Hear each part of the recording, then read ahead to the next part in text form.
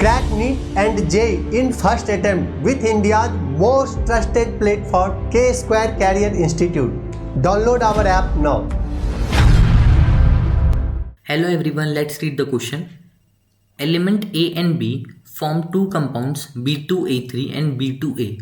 0.05 moles of B2A3 weighs 9 gram and 0.10 mole of BA2 weighs 10 gram atomic weight of a and b respectively. इस question में आपको क्या बोल रहा है आपके पास में कि एलिमेंट ए और बी आपके पास में क्या कर रहा है, फॉर्म कर रहा है दो कंपाउंड्स को. कौन से B2A3 and B2A.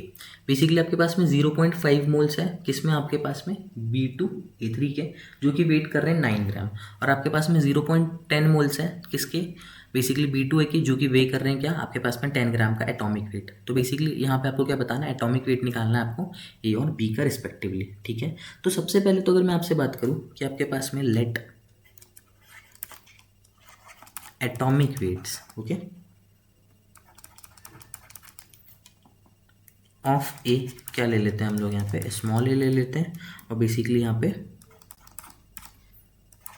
Of B क्या ले लेते हैं, स्मॉल बी ले लेते हैं. ठीक है, तो बेसिकली अगर सबसे पहले देखें हम लोग यहाँ पे B2A3, तो इसके लिए हम लोग यहाँ पे मोल्स निकालेंगे जो कि क्या हो जाएंगे, वेट बाय मॉलिक्यूलर वेट. ठीक है, तो बेसिकली आपके पास में अगर देखें यहाँ पे, तो हमारे पास में यहाँ पे मोल्स हैं जो कि कितने हैं, 0.05 है.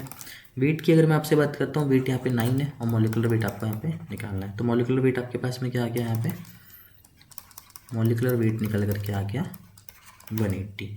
देन हम लोग आगे मूव करते हैं किस पे, आपके पास में B2A पे, जो कि कितना है यहाँ पे, इस फॉर्मूले में दोबारा पुट करते हैं 0.1, यहाँ पे आ गया आपके पास में 10, और यहाँ पे आ गया आपके पास में मॉलिक्यूलर वेट. देन हम बात करें यहाँ पे, तो मॉलिक्यूलर वेट आपका कितना निकल करके आ जाएगा यहाँ पे 100. ओके, फिर अगर बात करें हम लोग, तो सबसे पहले आप यहाँ पे हम लोग ये लिख सकते हैं कि इस बेसिस पे, सारी बेसिस में यहाँ पे चीज़ लिख सकते हैं कि आपके पास में 2B + 3A आपको क्या दे रहा है, 180 दे रहा है. ठीक है, ये इक्वेशन 1 हो गई. और आपके पास में जो 2B + A है, ये कितना दे रहा है आपको, 100 दे रहा है. ये क्या हो गया आपके पास, इक्वेशन 2 हो गई. ठीक है, जैसे ही हम सॉल्व करेंगे इक्वेशन को, ऑन सॉल्विंग